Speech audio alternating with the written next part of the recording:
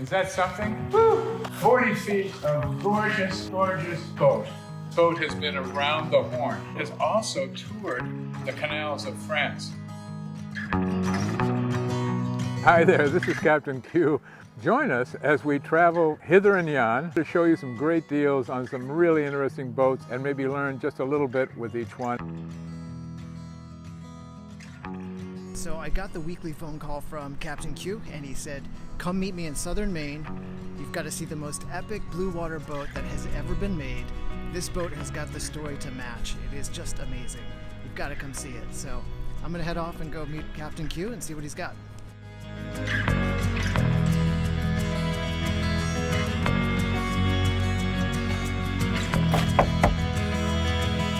Randy! You found your way over here. Okay, that's great. If you come to Maine, what's the one boat we have to never miss? Maybe Hinckley? You got it. All right. 1934, Henry Hinckley built his first little lobster boat. And now today, it is a name known all over the world. And today, I've got a surprise for you. Can't wait. What do you think? Pilot? No. Southwester? No. Bermuda 40? You got it. Come on in, Ding, baby. ding, ding. Come on in, check this out. Look at this. Oh, Look at yeah. that. Look at this B40 here, huh? Wow. Is that something? That is a beauty. Woo! Look at that bow line. 40 feet of gorgeous, gorgeous boat. I mean, this one's in incredible condition. It's just a couple that have had the boat for almost 40 years, about 39 and a half years probably. They've kept the boat simple. There's no generator on board, can you believe that? There's no refrigeration. They've just cut out those things, no water makers, just because they wanted to keep the boat simple for the two of them to get where they're going safely without having to live in boatyards. And they've done a great job. She's in great shape. The bottom has got some layers of paint on her. And I think if we had to point at anything, I'd like to come in and maybe blast this, take it down to the hull and resurface. 40 feet, yawl rig. It was of that period, back in what I call the Finisterre period, when centerboard yawls were winning the Bermuda race, and that Finisterre's sake 3 times in a row. A mastermind named William Tripp Sr. designed this boat for Hinckley. A long keel, shallow draft, about a 4-foot draft. Centerboard down, I think it's about 9. Here's a great big rudder that's going to keep you on course too. Big barn door here. It's a full attachment right to the end of the keel with an aperture opening for the propeller. We discussed this on the Bristol too. All the blades go straight. 2 of them are still out in the stream of water, but the water's just going right by them, okay? And then when you put it in gear, they take a pitch and start going. These are also very effective in reverse as well. She's in great shape. You can probably see yourself in the reflection of the boot top back here, this dark blue boot top. You could read a newspaper in that reflection. It's really in terrific condition. The ballast on this boat is external, and that is right there. This section down here is the, I think it's 5,000 pounds of lead, and it's external on the boat and bolted up through the bottom of the boat. The nice thing about having the lead down there for ballast is that in case you ever find shallow water,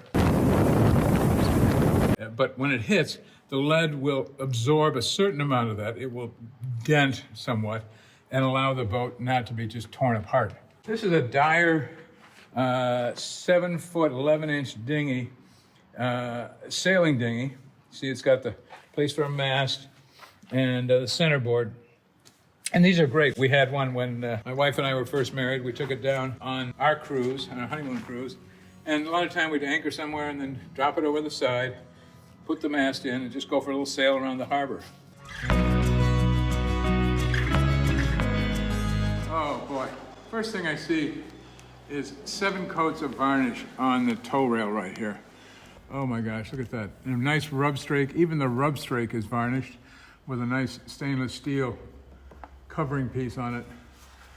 And this is like little jewelry. Look at the fittings here for the general cars. All polished and chromed, stanchions welded into the bases, screw eyes lined up. It's just starting right here. The minute you get to this point, you start to get dazzled. You realize that you're in another world when you climb on board a Hinckley. I feel like I should Salute the ensign. How do you do, Captain? It's a pleasure to be aboard. Wow. Look at this cockpit. Look at this boat. Wow. This is gorgeous. I mean, oh my God. This is what sailing and boats are all about. Actually, if you look at this cockpit, there's nowhere you can't sleep in the cockpit. You can. It's more than 6-7 feet in any space, any direction. So you get bodies lined up in a circle around here. It's really, really marvelous. On the stern here, we have a self-tailing gear. This is something you don't find on every boat. I believe that's a monitor system. And there's a feather that sits, sort of a wooden feather, if you will, that sits on top of that. And as the feather, and it's on a gimbal, and as the feather gimbals over, it senses the boat getting a puff, which means it's going to try to head up, so that thing steers it downwards. So you end up doing little S turns all the way down your route. If you're going long distances, it's the only way to go, ocean traveling and so forth. You've got great lazarette storage back here.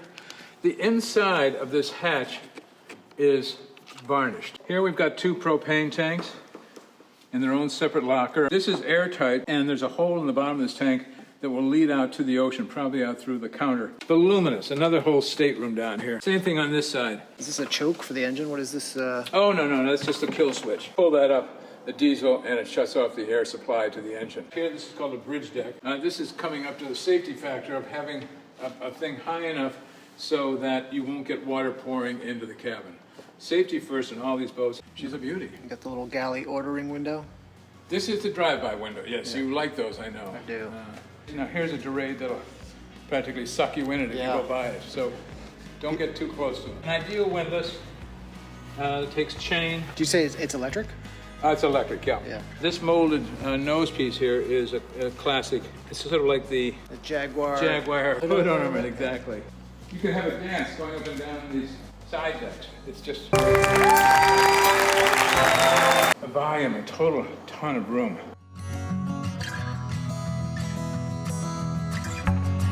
Welcome below. This has been owned by the same couple for 40 years. They lived on it for 10 years. Can you imagine that?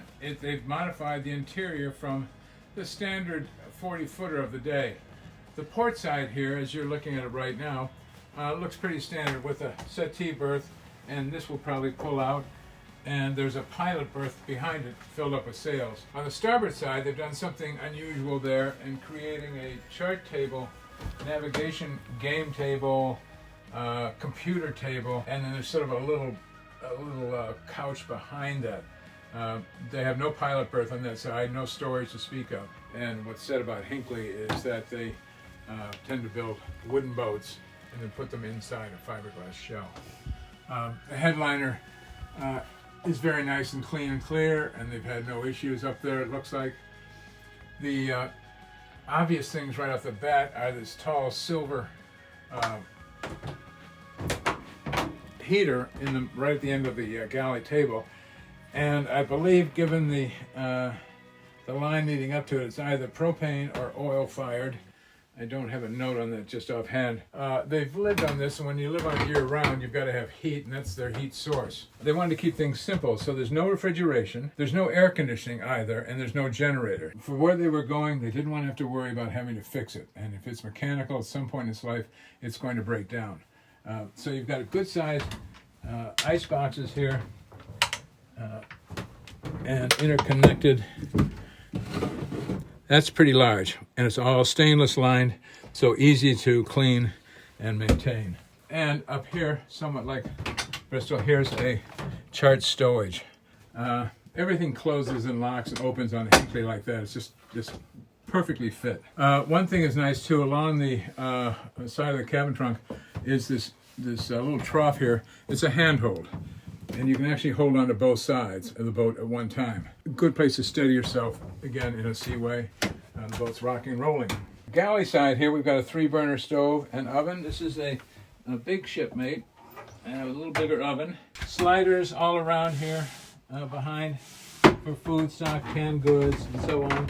It's got a double sink, reasonably deep. Not as deep as the F&C, but pretty deep. One thing here is the offset companionway. So the problem, you see, if you came down this side of the hatch, the boat's heeling over this way, you could step into the sink. So they may have somewhere some boards to put over that. I don't see them offhand, but little lockers. Again, a little Hinckley sort of deal with it. They just put anything they can anywhere and put a little hatch on it. Engine room under here. Westerbeek looks pretty clean and neat. They pulled out the water pump. Oh, here we go. There we go. There's more rack. It was originally, I think, intended to be a foul weather gear hanging spot. I don't know if they're doing that now because there's a lot of electronics back here and circuit breakers and so forth. The typical 40-footer with accommodations in the main salon, upper, lower. This piece is called a fiddle, and it just keeps things from falling off a flat space. Eddie right now is walking all over a really gorgeous teak and holly, true teak and holly cabin sole. It's in beautiful shape. There's just an access to the bilge area down there. Pretty nice. It's a little leftover bilge from the summer. Here we've got the head, Hinckley head. I'll let you take a look at that. There's just one door in and out. So if you've got somebody sleeping in the main cabin, you've got to sort of disturb them a little bit to get in there, but it's all beautifully done. There's a shower in there. Again, the fit and picture of all the doors and so forth is terrific. Now I'm going to lie down again. Measuring tape here. 6'1", 200 pounds, and wow, this is a really wide berth.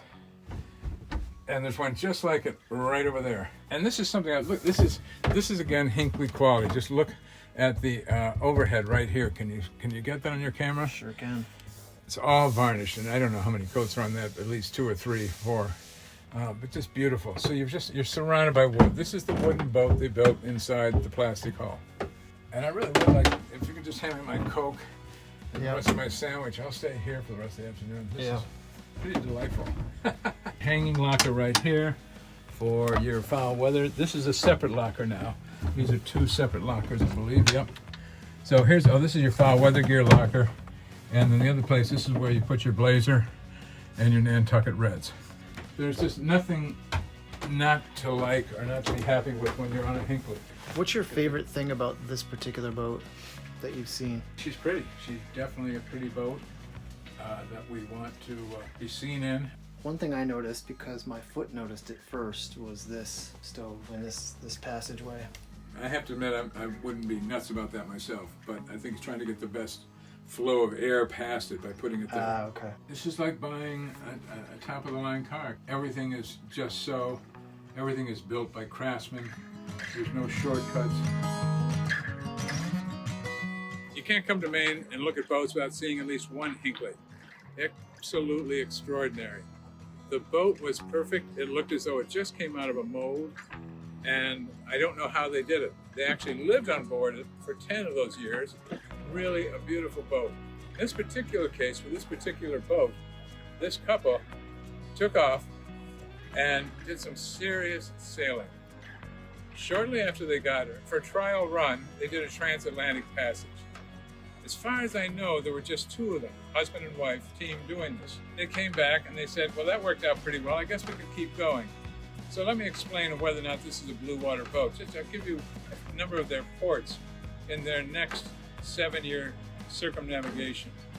They started out in Cape Cod. They went to the Bahamas, Turks and Caicos, Hispaniola, the Leeward and Windward Island, Panama Canal, the west coast of South America, Chilean archipelago, the Falkland Islands, Argentina, Costa Rica, New Zealand, Solomon Islands, Papua New Guinea, Darwin, Australia, Singapore, Thailand, the Red Sea, Suez Canal.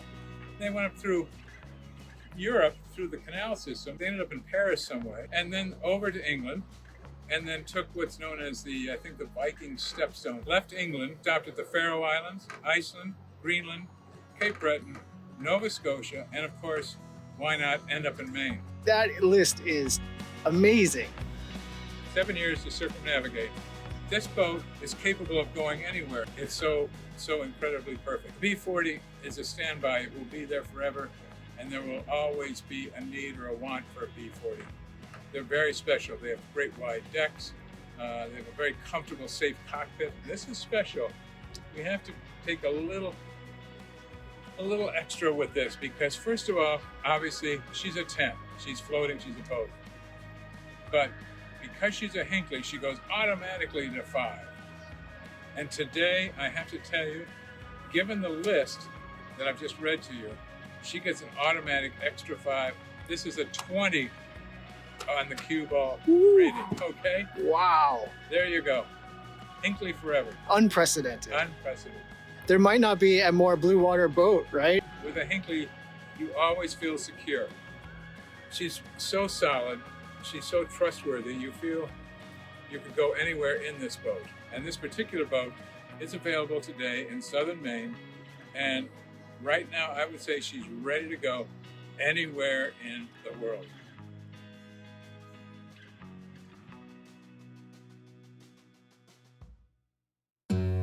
Every time I turn around, you're there. Wow, look at that. That's so nice. This is a great arrangement.